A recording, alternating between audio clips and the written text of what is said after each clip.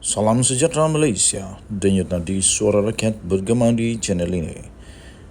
Jangan lupa tekan butang subscribe, like dan share. Malaysia kita punya, cintai Malaysiaku, kita jaga kita.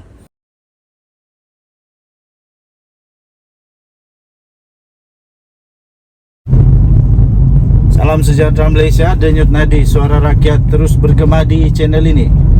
Tuan-tuan dan puan-puan yang dihormati sekalian, terbaru ini ya tuan-tuan dan puan-puan, Muhyiddin Yassin akhirnya tampil cuba memperjelaskan, memperbetulkan tentang fatwa yang sudah dikeluarkan olehnya. Ingat, ada peribahasa menyatakan begini: terlajak perahu boleh di reverse, jadak jadak. Tak adalah, kita pun susah nak sebut. Terlajak kata badan binasa. Itu dia. Setelah sekali kita sebut, ingat sekarang ini Muhyiddin kena sedar. Mungkin Muhyiddin masih lagi di tahun zaman 70-an, 60-an. Dia ingat bila dia cakap hari ini, orang hanya perlu tulis dan kadang-kadang terlupa. Mungkin Muhyiddin lupa bahawa apa yang dia buat itu dirakam dan di live seluruh Malaysia. Jadi dalam penjelasan tersebut, salah satu penjelasan yang disebut oleh Muhyiddin Yassin, dia kata dia yakin yang hadir pada ketika itu faham apa yang dia cakap.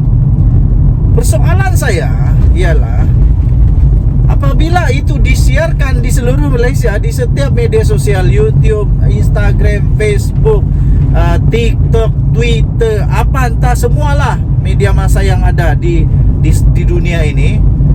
Lah ni dia cakap, lah ni juga, lah ni juga orang dekat Amerika boleh tahu.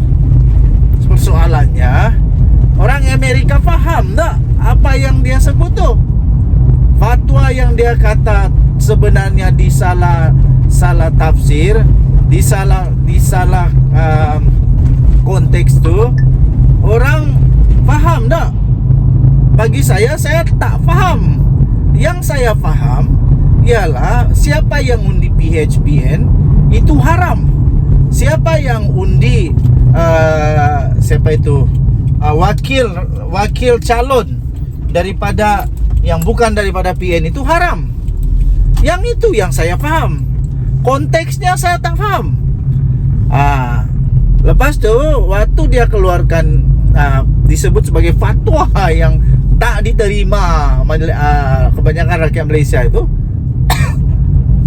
Rupanya dia ada sebut. Selepas itu dia kata, lepas ni orang tanya, ini dapat fatwa dari mana pula? Rupanya dia sedar bahawa apa yang dia sebut itu boleh dianggap sebagai fatwa. Masalahnya dari mana dia dapat kelulusan itu? Sekarang ini pula Ketua Polis Negara Malaysia lah, ringkas kata, Polis Negara Malaysia sudah pun mengesahkan bahawa dia akan disiasat,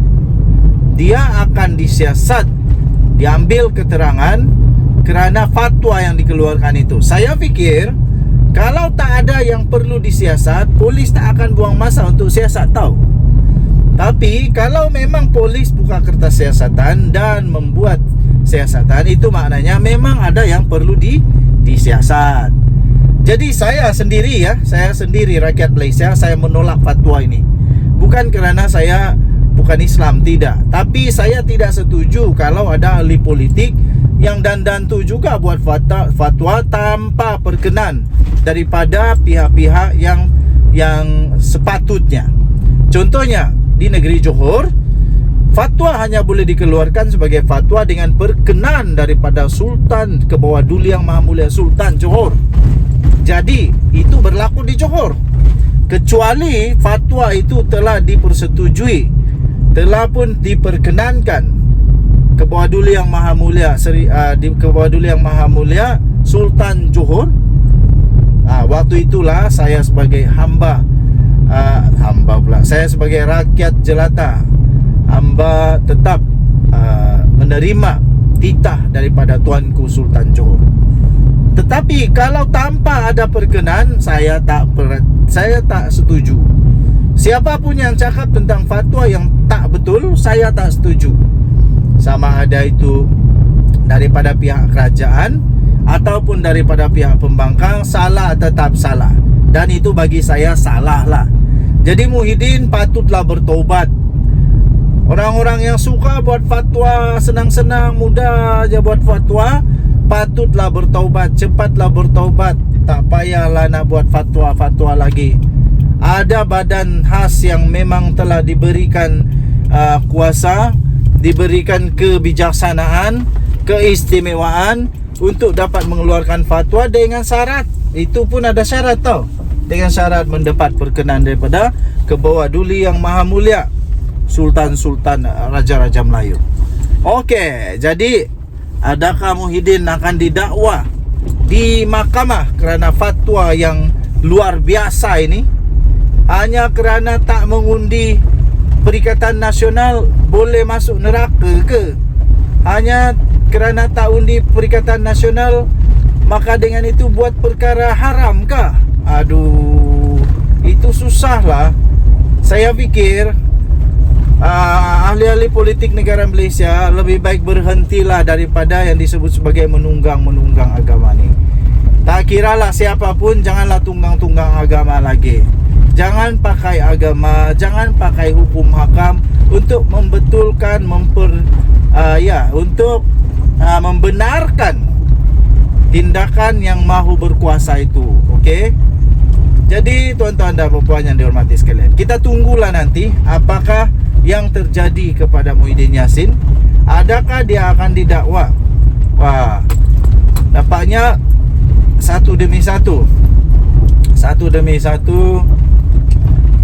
pemimpin Perikatan Nasional semakin berani mengeluarkan fatwa demi fatwa, berani mengeluarkan kata-kata yang selepas itu dikata lagi, diambil di luar daripada konteks.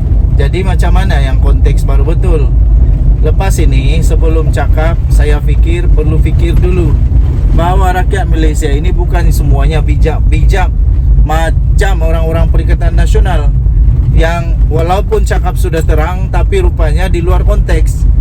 Rakyat Malaysia ini ada juga maci-maci, paci-paci, aki-aki, atuk-atuk, nenek-nenek di kawasan-kawasan pedalaman ke, di dalam bandar pun sama juga tau.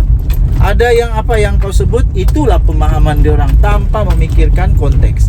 Jadi saya fikir lebih baik berhati-hatilah ahli-ahli politik. Jangan sembarangan cakap, suka hati mulutnya saja. Kerana kita berada di negara Malaysia yang berbilang kaum, kita harus menghormati dan kita harus tidak sembarangan mengeluarkan fatwa-fatwa yang menyebabkan kekeliruan kepada rakyat. Okey? Kita jumpa lagi. Jangan lupa tekan butang subscribe, like dan share. Malaysia kita punya, cintai Malaysiaku, kita jaga kita. Bye-bye.